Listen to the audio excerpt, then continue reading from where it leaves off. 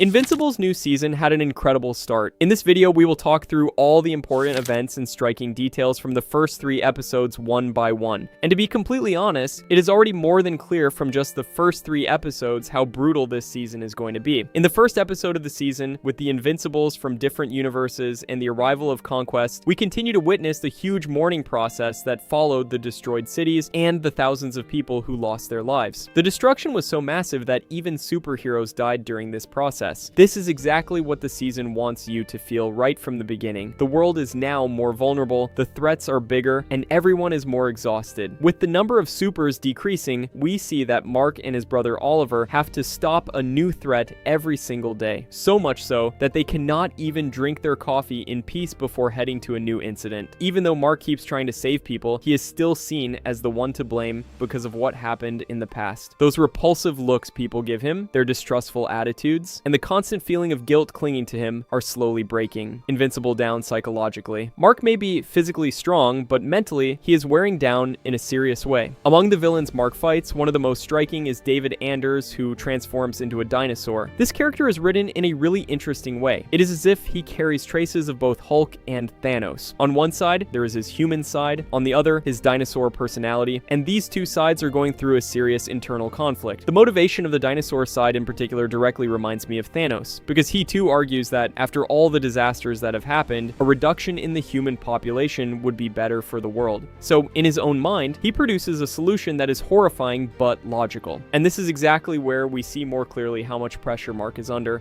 because for the first time, he is seriously considering truly killing someone. Later in the episode, the words Eve's father says to Mark are also very harsh. He comes at him by saying, "You keep putting my daughter in danger. You don't know what it feels like to have a child." These words drag Mark into an even deeper depression, because Mark already carries the fear of not being able to protect the woman he loves. This is a really heavy psychological burden. At the same time, Eve's mother talks to Eve about the effect of aging on relationships. Here, an important subject for the future is also being opened up, because we know that Viltrumites almost never age. In fact, their constant fighting slows their aging process down even more. So in a way, war is something that extends their lifespan. That is why saying they never age about the Viltrum race is not really an exaggeration. Thragg is one of the clearest examples of this. He has been leading the Viltrumites for thousands of years. This information is exactly why the relationship between Mark and Eve is so critical, because while Eve ages, the fact that Mark will age much more slowly makes me genuinely wonder what kind of fracture this will create in their relationship in the future.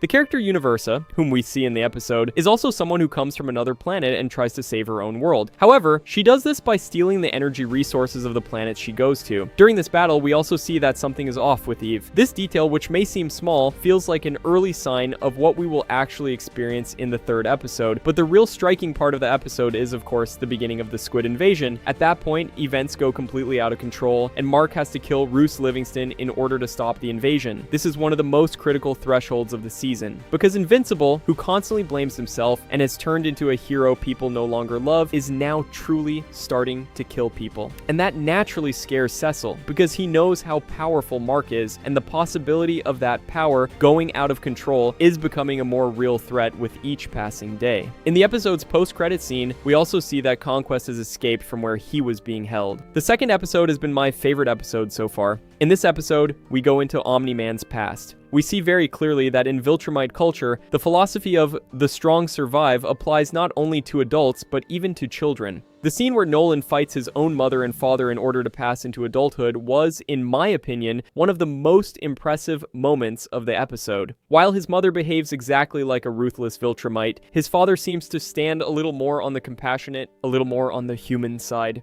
In this episode, we also learn why the Viltrumites have become so few in number. Because of the Scourge Virus, billions of Viltrumites died, and only the most durable ones remained. However, even the survivors are no longer at their former strength. Their healing abilities in particular have seriously weakened. The fact that they even killed the aliens they used as slaves so that these weaknesses would not be discovered once again shows how ruthless the Viltrumites are as a race. We also learn in this episode what Omni-Man's real mission was: to mate and ensure the continuation of his own race. This was also the main reason why Omni-Man's behavior changed when Mark's powers emerged. In his eyes, this planet was no longer just a world to be conquered, but had also become a center that could be used for the future of his own race. So Nolan's inner conflict was not only about being a father, he was also trapped between duty, loyalty, and the future of his species. In the later part of the episode, we see that Omni-Man is helping the coalition of planets and, together with Alan, is gathering weapons and species that could destroy the Viltrumites. Among them is a very important character like Space Racer. The fact that this character, who uses one of the most powerful weapons in the universe, had been imprisoned by Nolan on a rock for 100 years, and the conversations that happened afterward added a bit of color to the series. But the story isn't limited to Space Racer. In this episode, they're gathering Sinlac beetles which can weaken the Viltrumites.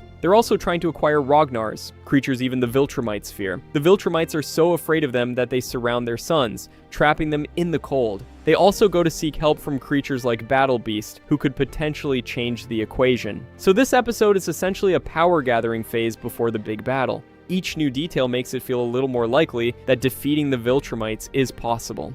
We also learn that the person trying to wipe out all the Viltrumites is Thetis. After a short argument, Nolan wants this virus to be used only as a last resort, because this virus could also affect Mark and Oliver. So on one side, there's a solution that could wipe out the entire Viltrum race, and on the other, the lives of his own children. Nolan makes an agreement accordingly in order to protect his children. This detail shows that he is no longer completely the old Omni-Man. When we come to the third episode, this time we see Cecil's fear more clearly. Because Mark has now started killing people, Cecil begins taking precautions against Invincible and strengthens the Reanimen army. Cecil may know that Mark is a good person, but at the same time, he also knows that if Mark goes out of control, stopping him would be almost impossible. That is exactly why, even behind relationships that seem friendly, a huge paranoia is beginning to form. In this episode, we also see that Mr. Liu, who wants revenge on Titan, assigns Magnesiac. On top of that, the Flaxan invasion returns. This is already the most dangerous side of the Flaxans. Because their flow of time is different from ours, no matter how much Omni-Man may have destroyed them, they can develop faster in their own dimension and return even stronger. While Mark goes to fight the Flaxans, Oliver helps Titan. During the Flaxan War, Robot and Monster Girl cross over into the Flaxan dimension in order to completely stop the invasion, and they end up trapped there. At the same time,